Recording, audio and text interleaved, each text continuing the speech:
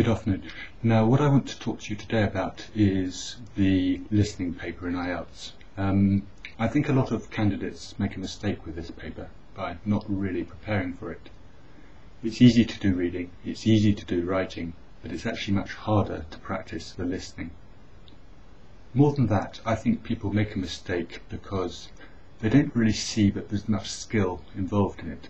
There is. To illustrate this, let me tell you a little story. I have known native speakers who have taken IELTS listening, and they score, or have scored, about 33 out of 40. That may sound good, but in fact that's only 6.5 or 7. That should tell you something. There are positive skills involved in the listening in IELTS. The most important thing to realise is that it's not really just a listening paper. It's a thinking, listening, reading and writing paper. In the classroom, when you do a listening, you almost always hear things twice. In the exam, you only hear things once. That means that you have to read the question, think about what you're hearing, and listen, and also write down your answer, all at the same time. That's what makes it difficult. Okay, that's a problem. Is there a solution? There's no complete solution, of course, but one solution is this. When you listen, listen. Listen and think. This means the reading you need to do before you listen.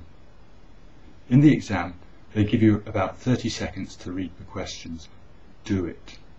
Do it and also actually underline the key words which you're going to listen to.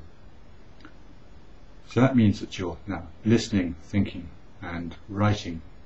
Now what we want to do is make sure that the writing happens afterwards, not at the same time. What you can't do is wait till right after the listening. You'll have forgotten the answers. So you do need to write as you're listening. But what you need to do is just write enough. Write something that you will recognise. Because at the end of the paper, you're given 10 minutes to take your answers from the question sheet to the answer sheet.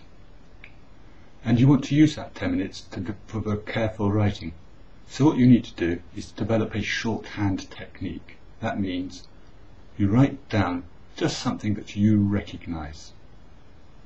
So in summary, on the listening paper, you need to develop a skill of reading the question first, listen when you're listening, and just write down brief answers. Now you're not going to be able to do this immediately. You're going to need to practice it like all the skills for IELTS. But if you do this, I promise you it will help.